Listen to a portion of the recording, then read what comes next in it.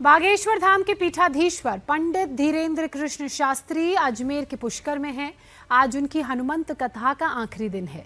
बाबा बागेश्वर ने कल दिव्य दरबार सजाया और इंडिया टीवी से खास बातचीत करते हुए हिंदू राष्ट्र को लेकर एक बार फिर से हुंकार भरी। बाबा बागेश्वर ने क्लियर कट कहा, भारत हिंदुओं का, सनातनियों का देश है और भारत हिंदू राष्ट्र नहीं होगा तो फिर कौन सा देश होगा। अब समय आ गया है भारत को हिंदू राष्ट्र घोषित करने का। बाबा बागेश्वर के दरबार में लाखों की भीड़ उमड़ रही है। बाबा के मंच पर मुख्यमंत्री भजनलाल शर्मा भी पहुंचे। सीएम ने बाबा बागेश्वर के पीठ के सामने पूजा अर्चना कर उनका सम्मान किया और यहां आए भक्तों की भीड़ को संबोधित भी किया।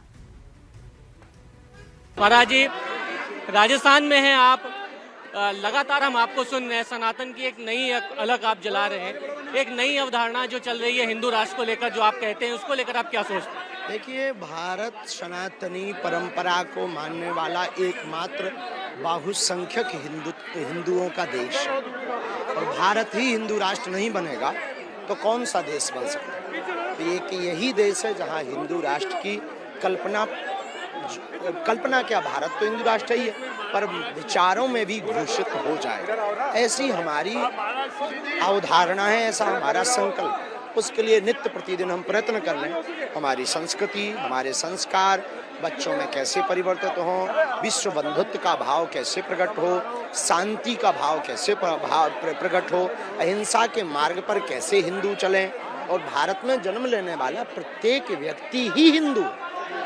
आपने कहा 4 बच्चे करने चाहिए, और क्यों जाते हो अजमेर में चादर चढ़ाने के लिए? अजमेर से जिनकी निजी श्रद्धा है और जिन उनके मजहब को मानने वाले हैं उनको जाना चाहिए, लेकिन सनातनी हिंदुओं को वहाँ जाकर के कोई फायदा नहीं है।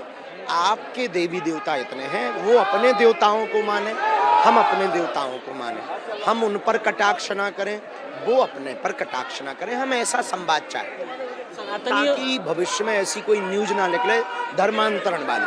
संतों की कहीं ना कहीं विचारधाराएं बट रही हैं हाल फिलहाल में, जो चीजें हो रही हैं चलता रहता है, वो तो क्रम है, पर कुछ बड़ा तो होगा सनातन के लिए। अब समय तो आ गया एकजुटता का। अब अभी अगर संत और हिंदू एक नहीं होंगे तो कभी एक नहीं हो पाएंगे। जो राजनेताओं के जो इंटरफेरेंस होता है, सनातनी जिस तरीके के मुद्दा चल रहा है संतों को लेकर, जो राजनीति उसमें हो रही है, उसको लेकर आप क्या कहें? उस पर हम कुछ नहीं बोलेंगे।